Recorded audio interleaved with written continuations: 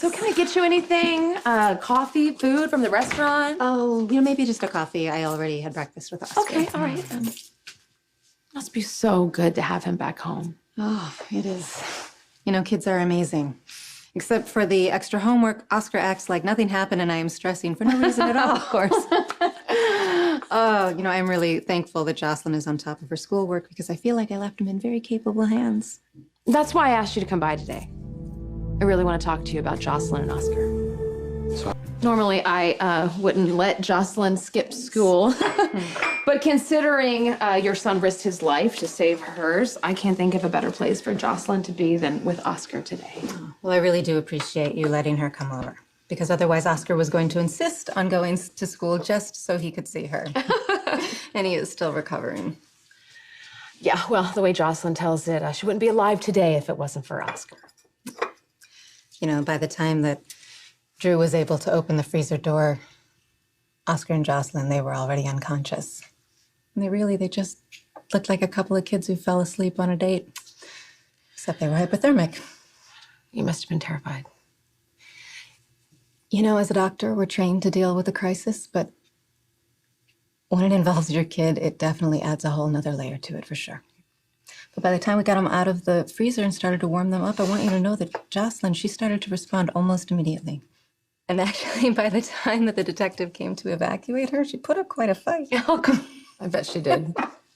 She didn't want to leave Oscar. I know. But that moment that I couldn't get his pulse, I will tell you, it was the worst moment of my life because I don't even want to imagine what my life would be without my son because he is my everything. Oh my God, Carly, did I say something wrong?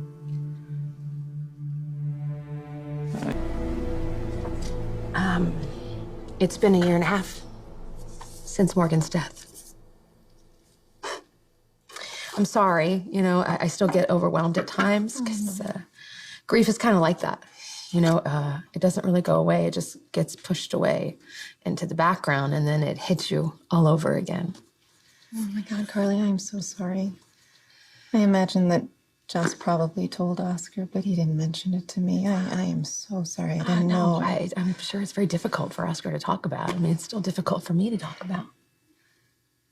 Morgan was killed by a car bomb that was meant for someone else. He was gone in an instant. No warning, no I love you, no goodbye, nothing. I can't even imagine what you went through. It was devastating for all of us. And it tore our family apart for a while. It really did, but we're all back together. We are, and we're stronger than ever, and we share our feelings, and we talk about our memories. And Morgan is always with us. He is. He's in our hearts, and he's in our dreams. Wow. You're a very strong woman. You are. Okay, we're getting off track here. We are, because I called you here because I wanted to thank you once again for Oscar's heroism. For the record, I want you to know I think that Jocelyn is terrific, too. Thank you. She is. Okay, now that we can agree that our kids are wonderful, can you tell me what the hell they were doing in the freezer? Oh, seeking privacy. How much privacy? Oh, I don't know, but I do think that it's time we face the truth that our kids are a lot more serious than I had thought. Not serious enough for condoms, right? I hope not, but I don't know. I remember how powerful first love was. Don't you?